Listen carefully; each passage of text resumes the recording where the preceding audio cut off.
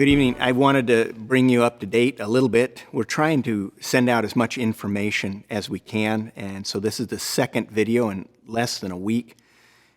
It was last Wednesday that the WHO declared it a pandemic, and on Wednesday night, did a lot of thinking. I was up late at night pondering how do we respond and thinking about that idea of flattening the curve.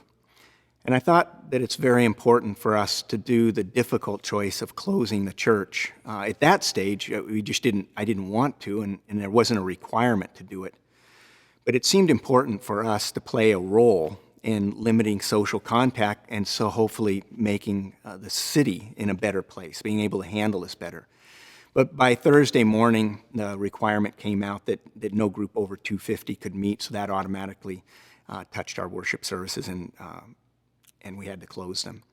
And in hindsight, looking back, it was the right thing to do. I was hoping that we'd have another Sunday to be able to talk with the church family, but we had to close right away and did that. And I really, at this stage, it's now Wednesday, and feel like that was definitely the right decision, and essentially every church in town has been closed down, and we're all trying to do things in a different way, to try and figure out how do we be the church and live like the church in a different way. It's a completely different world.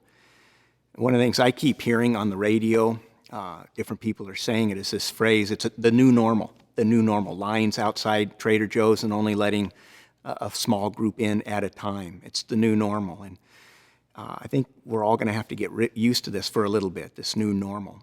And I think one of the things that's important, one of my hopes, is that as a church, as followers of Jesus, that we would be able to give an example to this community, to our world, of what it looks like to go through a new normal.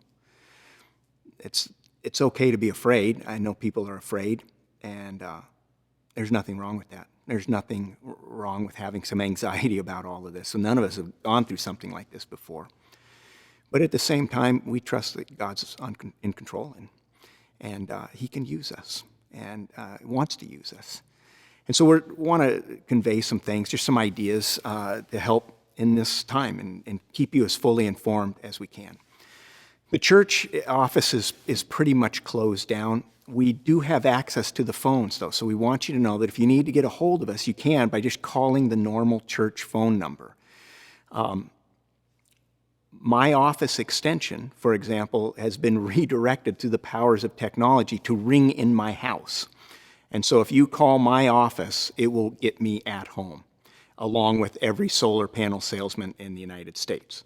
But if you have a need, please call. We want you to know you're not alone. And I can't tell you how important this is to all of us.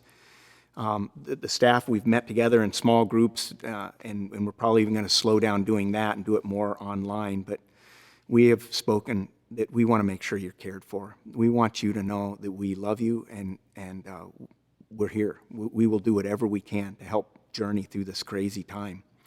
So call us. The phone number works. You can email us. That works. We're all following it. Get in contact if you have any questions. If you need us to do something, we've called people and prayed for them, with them over the phone. We're happy to do that. We've also are trying to work out a plan that everybody in the congregation gets phoned at least once a week. Hopefully we're not going to come across as obnoxious and it's the church phoning again, but we really want to form a network of care. We're doing it around groups that already exist on one side of things, and then the elders of the church are doing some of that as well. So for example, the Tuesday Women's Bible Study, they have an outstanding network of care. And the group leaders will be calling the people in their group and just checking. And if you have needs or hurts or questions, call your group leader. You can call the church, of course, but you could call your group leader. You could call the leaders of the Bible study and let them know, and they will get it up the line to us. There are other groups. For example, Steve will be keeping tabs and calling the members, all the members of the music department, the choir, the musicians, and all of that, and Ed will be helping in that. Tammy is going to be working with all the families that have small children, kids in the youth group, and all the workers with the youth group, and Sunday school teachers. Lynn is going to be calling with her teachers every parent that's attached to our preschool, whether they're actually going to our church or not. We will be calling every parent every week. And we're also calling the kids, that we're having the teachers phone the children and just encourage them and say, we miss you and we're looking forward to preschool starting back normal. And they just try and show as much care as we can. And where there isn't a group, where we found people that maybe we're not aware of, or there are a lot of small groups, we didn't look at those so much, but we've divvied up all the names that are left equally amongst the members of session. And so you'll be receiving calls. It's pretty random. Each one got a block of names, just kind of in alphabetical order, moving down the list. But you'll probably be getting calls from people, and they may say, I'm so-and-so, I'm an elder at the church, I'm just calling to check in on you. And they are going to give you their phone number, their contact information. If you have a problem, you can talk to them. They're going to keep tabs on your okayness, so to speak. Are you okay? Is everything good? Do you need anything? And if you do, give them a call, or just use the church phone number. Call us, email us. Just, we ask, get it up the line and make sure that we know. We want to give as much care as needed, but we also don't want to be obnoxious. We're trying to figure out the balance in all of that. And to be honest, it's kind of a hard balance. There's some disagreement, not bitter disagreement, but banging around amongst the staff is how much communication with you all is too much. Should we send an email every day, just giving you an update? There's kind of a sense that's too much. How often do we do a video like this?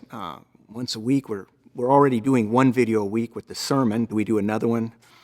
There's no set answer. And to be honest, all of us here, we're just shooting from the hip. We're playing by a game with no rules and no idea. So we're trying to work it out. If you feel that you need more communication, let us know. If you feel that we have too much communication or we're just flooding, well, just ignore the inbox or whatever you need to do. But it might be good to let us know so we can try and have a healthy balance. We don't want you, if we're sending something out important, we don't want you to miss it. But we also don't want to just inundate you in email after email or video after video. I'm going to make some ones like this periodically, and we also have some plans to do not just announcements or to keep you informed, but actually do a little bit of teaching and use this time together and to teach. But before we get to that, one other thing on care. It's possible that people will need help with getting food, and we want to be there for that. And we want to encourage you. There's multiple ways to get food. If you're over the age where you've been requested to not go out publicly, they want you to stay in your home. If you have family members that can get you food, that's the best course for sure.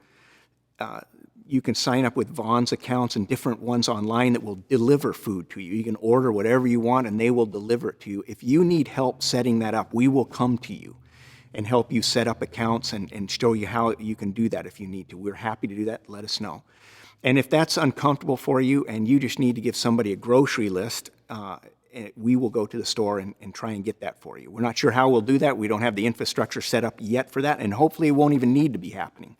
That would be great. But we're trying to think ahead of possible needs. And so if you could just keep that in the back of your mind, and should it arise for you that there is a need for food or something like that, give us a call. We're here. We want to take care of you in every way that we can. And finally, going back to a little bit of the teaching, we have thrown upon us something that none of us wanted, but at the same time, something I hope we can use. There's all the time rough things happen to us, and you can learn from them, you can grow in them, you can become a better person through them. My hope, it is a genuine hope that I'm saying to the session and to the staff, is I hope that we come out of all this craziness stronger than we ever have been.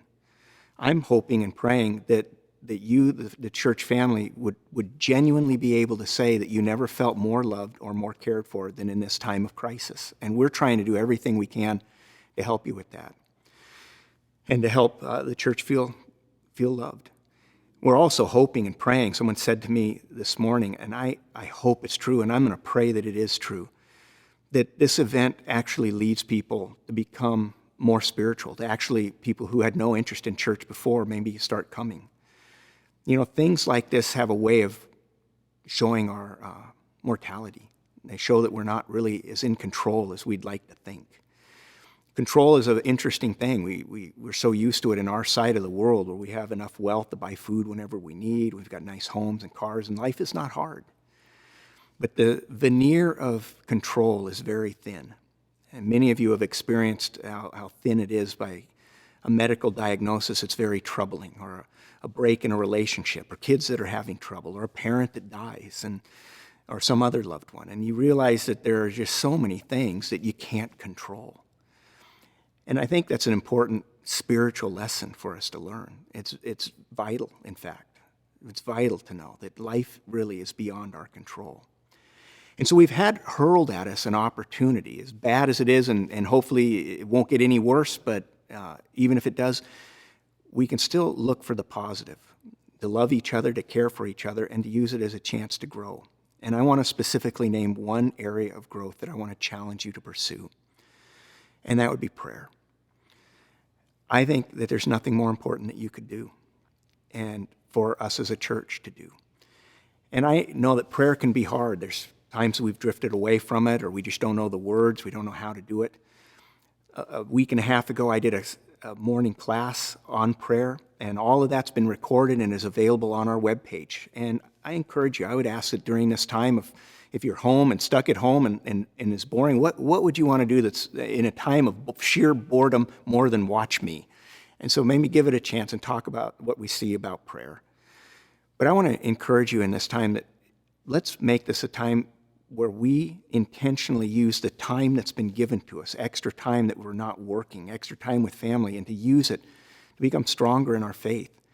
I challenge you to use this time to be stronger in Scripture, to read books that talk about who God is and increase your faith, to use time that's been given to you in this isolation, to pursue God in a way that you never have before. And above all, let's pray. There are people in our community that may get sick. There are people that are fearful. There are people that are struggling. There are people with needs, and we can pray.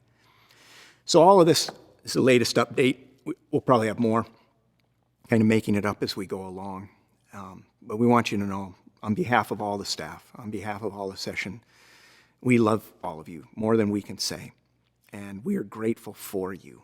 We're grateful for your support of the church, and hope the support will keep coming. We had our first Sunday without an offering. We hope that support will keep coming. But more importantly than anything we could say is we love you. This church, this room is just empty without you. It's just not right to have this place without you. You're the church. And we want to do whatever we can to journey through this together. So let's do that. Let's keep our eyes on Jesus. He is Lord. He is good. He's not abandoned us. We can pray. We can walk through this journey together as believers and with him and with the otter. So we're okay. Thanks. Have a great evening.